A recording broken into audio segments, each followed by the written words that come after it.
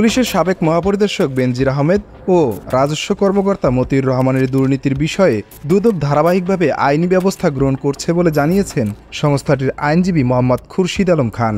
গতকাল সুপ্রিম কোর্টের অ্যানেক্স ভবনের সামনে সাংবাদিকদের প্রশ্নের জবাবে তিনি একথা বলেন। অনুসন্ধান চলাকালে গ্রেপ্তার ও বিদেশ যাত্রা ঠেকানোর এখতিয়ার থাকলেও নিশ্চুপ সংস্থাটি। এ সুযোগে অনুসন্ধান চলাকালে বিদেশে পাড়ি জমাচ্ছেন অভিযুক্তরা। এ বিষয়ে দুদক আইনজীবীর দৃষ্টি আকর্ষণ করা হলে তিনি বলেন, অভিযুক্তের হয়রানি ঠেকাতে বাড়তি সতর্কতার জন্য হার্ডলাইনে যায় না সংস্থাটি।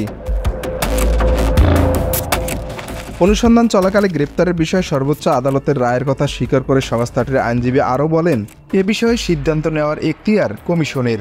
আপিল বিভাগের রায় বলেছেন, অনুসন্ধান কার্য চলাকালীন যদি বিশ্বাসযোগ্য তথ্য পায় তদন্তকারী সংস্থা তাহলে কাউকে গ্রেপ্তার করতে পারবে।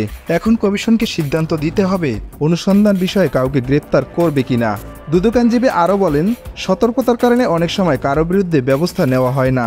খুব সাবধানতা সহকারে সেই ক্ষমতাটার ব্যবহার করতে হবে। দুদক সবকিছু দেখে শুনে আপিল বিভাগের রায়ের আলোকে আইনবিধি দেখে তার সিদ্ধান্ত নেবে।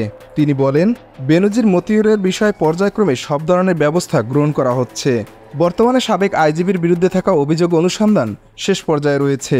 অনুসন্ধান প্রতিবেদন দেখে কমিশন পরবর্তী আইনি প্রক্রিয়া গ্রহণের বিষয়ে সিদ্ধান্ত নেবে। ঠিক একইভাবে মতিউর রহমানের বিষয়ে বর্তমান অনুসন্ধান চলছে। অভিযোগের সত্যতাও পাওয়া যাচ্ছে। ধারাবাহিকভাবে সব ধরনের আইনি ব্যবস্থা গ্রহণ করা হবে। এর আগে অবৈধ সম্পদ অর্জনের অভিযোগে অনুসন্ধান শুরুর পর সপরিবারে দেশ ছেড়েছেন সাবেক আইজিপি বেনজির আহমেদ।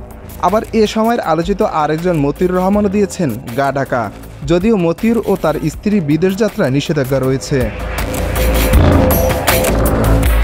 এদিকে পুলিশের সাবেক মহাপরিদর্শক বেনজির আহমেদ, তার স্ত্রী ও 2 কন্যার বিরুদ্ধে প্রাথমিক অনুসন্ধানে বিপুল অবৈধ সম্পদের তথ্য প্রমাণ পেয়েছে দুদক। প্রাপ্ত তথ্য যাচাই বাছাই করতে 21 কার্যদিবসের মধ্যে তাদের স্থাবর অস্থাবর সম্পদের হিসাব জমা দিতে নোটিশ দিয়েছে দুর্নীতি দমন কমিশন। এছাড়া জাতীয় রাজস্ব বোর্ডের সদ্য সাবেক সদস্য মোহাম্মদ মতিউর রহমানের দুর্নীতির মাধ্যমে দেশ বিদেশে অবৈধ সম্পদ অর্জন সহ বিদেশে অর্থ পাচারের তথ্য পেয়েছে দুদক। হুন্ডির পাশাপাশি আন্ডার ও ওভার ইনভয়েসিংয়ের মাধ্যমে বিদেশে বিপুল অর্থ পাচারের তথ্য পাওয়া গেছে। এসব তথ্য নিশ্চিত হতে মতিউর রহমান, তার 2 স্ত্রী ও প্রথম পক্ষের ছেলেমেয়েদের সম্পদের হিসাব চেয়েছে অনুসন্ধান কর্মকর্তা। গত মঙ্গলবার সংস্থার প্রধান কার্যালয় থেকে বেনজির ও মতিউর পরিবারের সদস্যদের নামে এ নোটিশ পাঠানো হয়েছে।